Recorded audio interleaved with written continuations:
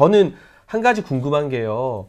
네. 이게 최근에 이제 공개된 정보를 보면 그 당시에 고 이대준 씨가 운동화를 신고 있었다는 거, 그리고 네. 뭐 방수복을 챙겨 입지 않았다는 거, 동료 이제 공무원들의 증언들이 막 공개됐잖아요, 최근에야. 네. 네. 근데 이 증언을 보면은 월북이 아니라고밖에 생각을 할 수가 없거든요. 근데 이 같은 사실들, 그러니까 방수복을 안 챙겨갔다, 운동화를 신고 있었다, 또 선실에 더 좋은 구명조끼가 있었다, 이런 초기 수사의 진술들이 2년 전에는 유가족분들에게도 공개가 안 됐던 건가요, 이런 게? 그렇죠. 저희가 정보 공개 청구를 했는데 거부를 당했던 거고요. 네. 거기에 대해서 이제 또 뭐 법적으로 소송을 했는데 항소를 한 거고요. 그러니까 저희도 이제 개인적으로 직원들 통해서 그런 진술을 했다는 걸 전해 들은 거지. 네. 직접적으로 해경으로부터 자료를 확인하지 못했죠.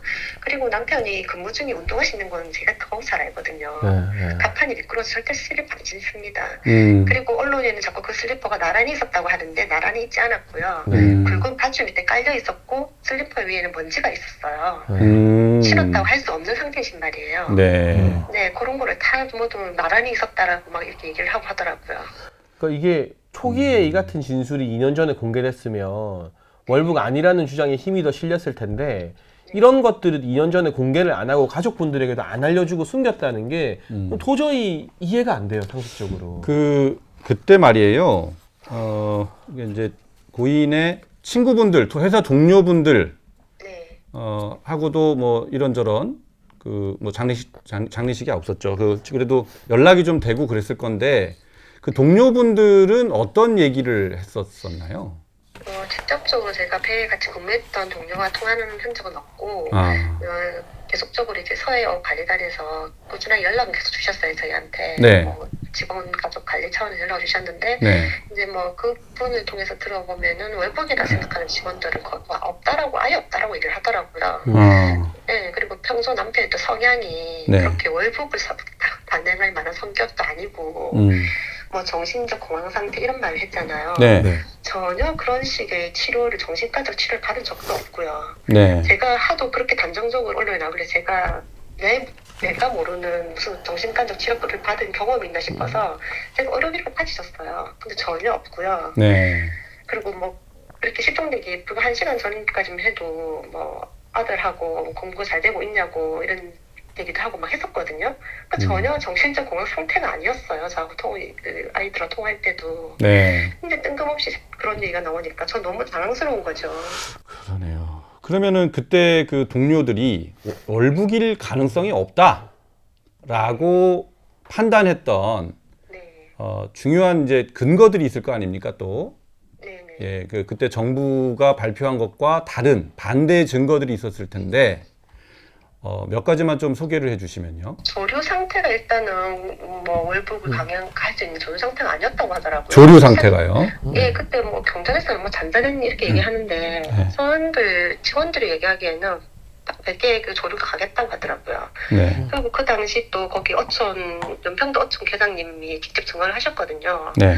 그 당시 날씨가 바다에 빠지면 100m 이상 갑자기 1분 안에 실려 나갈 정도로 물살이 셌다고 하더라고요. 물살이 셌다. 네, 항해사라면 절대 그 날씨에 월벽을 강행하지 않는다라고 말씀을 해주셨어요, 그분도. 그 직원들도 마찬가지로 뭐 평소에 이런 남편의 성향이나 평소 행동이나 뭐 가서 절대 월북할 그런 사람도 아니고, 가족을 버리고 본인만 살겠다고 월북, 그거는 정말 가족한테 정말 치명적인 상처를 주는 말이거든요. 네. 네, 절대 그런 사람이 아니라고 다들 그렇게 말을 해주더라고요. 혹시 좀 뭐 이렇게 진상을 규명을 하시기 위해서 노력하시는 과정에서 뭐 정부라든지 아니면은 뭐 누군지 알 수 없는 쪽으로부터 좀 뭐 방해라든지 위협이나 이런 걸 좀 받으신 게 있나요? 아니요, 그런 것도 없고요. 네. 한 말 그냥 내팽겨 쳐졌어요, 저희는. 그냥 방치. 네, 그냥 네. 무관심. 그냥 네. 이런 사건이 처음부터 없었던 것처럼 그냥 조용히 묻어져 갔어요. 한때 그래서 저희 아주버님한테는 뭐 보상 얘기를 하면서 그런 얘기를 한 적이 누군가 그 국회의원들이 그때 당시 찾아와서 했다고 하긴 하더라고요. 근데 저희한테는 뭐 그렇게까지는 한 건 없는데 그냥 관심이 더 무서웠어요. 근데 문재인 전 대통령이 한번 편지를 썼었잖아요. 네. 그 이후에 정부에서 뭐 사람을 좀 보내서 얘기를 듣는다거나 이런 건 있었습니까? 아니요, 그런 거 없고 전혀 정반대예요. 저희가 만나 뵙자고 연락을 네. 드렸는데 그냥 물살당했어요. 이번에 그 아드님이 네. 우상호 비대위원장한테 편지를 썼지 않습니까? 네네. 예, 그 손으로 썼던데 그 손편지가 이제 전문이 다 공개가 됐어요. 네. 어머니도 그거 읽어보셨죠? 그럼요. 같이 네. 얘기하고 있었으니까. 네, 네, 네. 네. 그 내용 중에서 어머니 생각하고 딱 일치해서 강조하고 싶은 부분이 혹시 있나요? 저는 가장 제가 분노했던 부분이 네. 북한을 굴복시켰고 사과를 받았으니 된 것 아니냐. 그 말에 정말 분노했고 아들의 편지를 쓰게 된 계기도 없다. 그 말이었거든요. 네. 네, 사과를 도대체 누가 누구한테 했다는 것인지 분명히 통지문에도 남녀 동포들한테 사과를 했거든요. 예. 가족들한테 사과를 한 것도 아니고 예. 그리고 그 사과조차도 결국 남쪽에 모든 잘못이 있다라는 중앙통신에 나중에 또 글도 있잖아요. 보면은 절대 진정한 사과가 아닌데 그 사과를 받고 민주당 의원들이 되게 이례적인 사과라고 반고했던 게 저는 아직까지도 막 눈에 선하거든요. 네. 아, 그때 제가 느낀 게, 아, 정말 민주당 국회, 뭐 다는 아니겠지만, 일부 그렇게 발언했던 의원들이 국민을 위해서 저렇게 국민 앞에서 편에 서서 일을 하시는 분이 아니라 정말 친북 성향이 강하신 분이구나. 그냥 그런 생각을 했습니다. 그러니까요. 그러면- 김정은의 사과에 대해서 당신 사과 그렇게 하는 게 아니야. 유족한테 사과를 해. 이렇게 꾸짖어야 될 사람들이 사과했다고 되게 고마워했었어요. 뭐 사람 죽이고 사과는 끝인가요, 근데? 그리고 그렇죠. 정말 감사해야 되는 그렇죠. 거 아니잖아요. 그렇죠. 그 좀 조심스러운 질문인데 사실 제가 방송에서 절대 고 이대준 씨가 월북하지 않았을 거라고 주장했던 근거 중에 하나가 네. 그 당시 나온 기사를 보면 그 자녀 사랑이 정말 각별했다. 동네 뭐 딸바보로 유명했다라는 기사 때문이었거든요. 네네. 그렇다면 이 아버지 입장에서 편지 한 장이나 어떤 메시지 하나 안 남겨두고 그런 선택을 할 리는 절대 없다라고 저는 생각을 하는데 네네. 당연히 월북이 아니기 때문에 자녀들에게 남긴 메시지도 없고 실제로 네. 배우자분 어머니 입장에서 보기에 자녀들을 평소에 많이 아꼈기 때문에 그런 선택을 할 가능성이 전혀 없다고 가족들은 확신을 하시는 거죠. 그럼요. 9월 18일, 그러니까 실종되기 3일 전에 딸아이가 하고 이제 화상통화를 했거든요. 네. 딸아이 9월 4일이 생일이에요. 네. 그때 당직 손다고 집에 못 왔어요. 그래서 입항하면 집에 가면은 선물 사줄 테니 필요한 거 생각해 놓으라고 얘기했던 게 9월 18일이었거든요. 그리고 뭐 출동이 없을 때는 배에서 육상 근무를 해요. 남들처럼 사무실에 사는 게 아니라 네. 이제 배에서 육상 근무를 하는데 이제 주말에 집에 왔다가 다시 목포로 돌아갈 때 되면 딸을 데려가고 싶어해요. 네. 배도 구경시켜주고 직원들한테도 보여주고 싶고 막 이러니까 그냥 화상 통화를 할 때만 옆에 직원들도 많이 바꿔주고 막 그랬었거든요. 딸 때문이라도 절대 그런 사람 아니고 딸이 또 저희가 또 늦게 태어난 딸이라서 그때 딸이 몇 살이었죠? 그 당시 네, 8살이었죠. 8살. 그러니까 저희 큰아이하고는 10살 터울이 있어요. 아이고.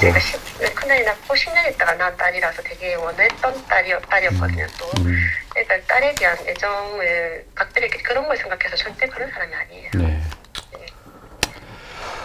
예, 김선평 아, 그리고 제가 예전에 기사를 좀 보니까 지금 현재 이제 정부의 인사들 대해서 고소고발을 준비를 하시거나 혹은 진행을 중이신데 예, 북한의 김정은 위원장 상대로도 이제 손해배상을 뭐 추진한다는 기사를 본 적이 있거든요. 했어요. 아, 그거는 추진을 일단 하셨고, 소송을 네. 민사소송을 해놨어요. 네, 현재 상황은 어떻게 그 부분 어떻게 되고 있나요? 아직 그게 얼마 안 돼가지고 그냥 접수되어 있는 상태고 네, 지금 한지 그렇게 오래는 안 됐고 그리고 5월달이었나? 제가 지금 기억이 잘 안 나는데 소송을 5월에 아마 했을 거예요. 한국 법원에도 하셨단 말씀이시죠?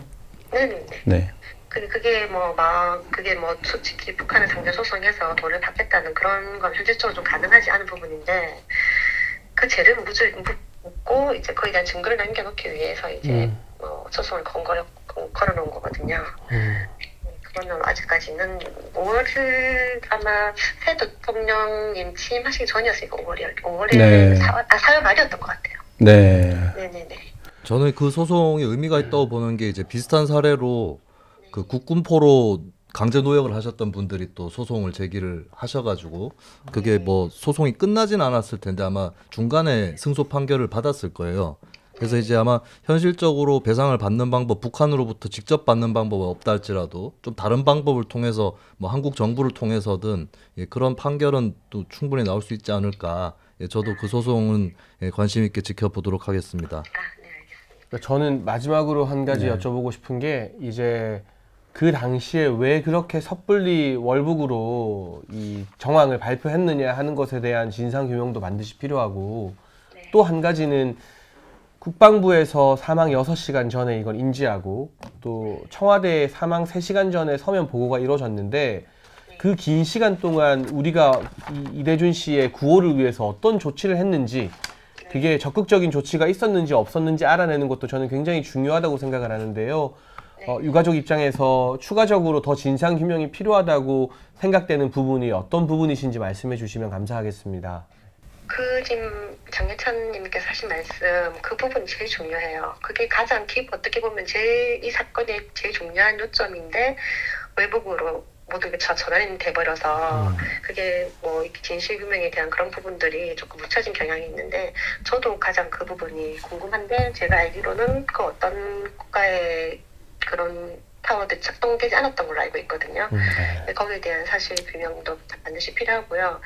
그리고 이제 월북이라는 거에 대한 근거가 없다라고 이제 발표를 국가에서 하셨기 때문에 왜 그렇게 그 월북이라는 걸로 이렇게 가족들과 사망한 남편의 명예를 훼손하고 이렇게 인권까지 침해하는 이런 상황까지 오게 되었는지 이런 일련의 과정에 분명히 국가는 존재하지 않았기 때문에 네. 그 과정에 국가는 왜 없었는지 이렇게 만든 사람이 분명히 뭐 누가 되었건 있을 거라 생각을 하거든요. 네. 저는 해경의 자체만으로는 이렇게까지 하기 힘들다 생각을 해요. 네.